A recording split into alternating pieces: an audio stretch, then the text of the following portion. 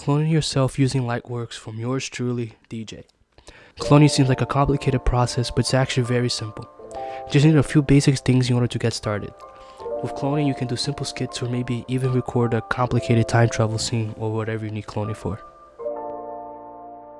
Most important setup before recording is to make sure you have a tripod stand or something stable enough to hold whatever recording thing you have. And make sure you don't move the camera once it is placed.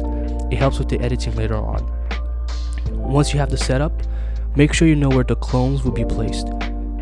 Make sure you don't place it too near or too far out of the camera. If you place too near, your clone will stop existing in reality itself. Also, with simple cloning, make sure you don't move too much. And that's it for behind the scenes. Now, drag and drop the two videos into LightWorks.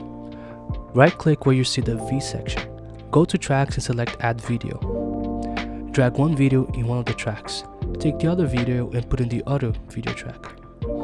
Now go to VFX, select the plus sign and find the two DVE components. Drag and drop one of the clips.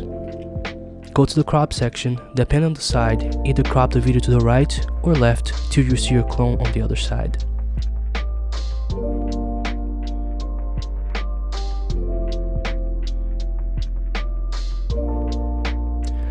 If your video just shows nothing when you crop, go to routing and take one clip that's out from the DVE and drag it back. Should fix the problem.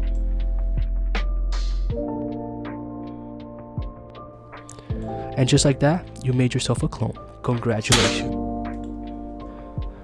Depends on how far you are from the camera and if you have enough space to crop the videos. If you want to do multiple clones, the process is the same, but remember that you are much more limited with your movements. Since it's such a small space, you can move without cutting off. The wider and farther your camera is, you can have more clones if it's closer to you.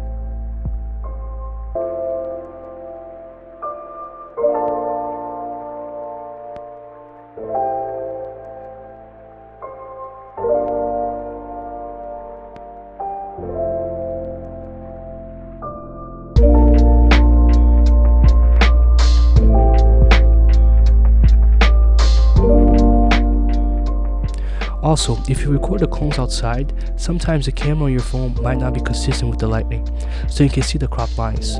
In this case, you can clearly see how the light is different from one clip to the other, so you can see the crop lines that separate the videos. This is a little more complicated, but it's possible if you have green screen. But for simple cloning, it's harder to do. However, you can have more dynamic motion with your clone by keyframing one of the clips. If you have one clone that moves out from the recording, you can have the free space and keyframe the second clone to the empty space by keyframing the crop section. And just like that, it gives a little more movement.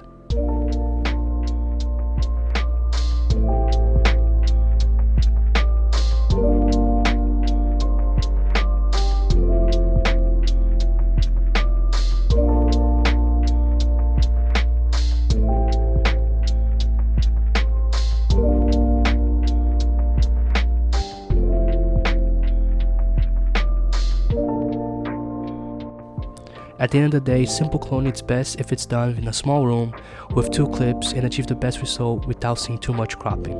So the less clones that you have, the more consistent and more movement you have. And that's pretty much all you can do with simple cloning. Thank you. Help me!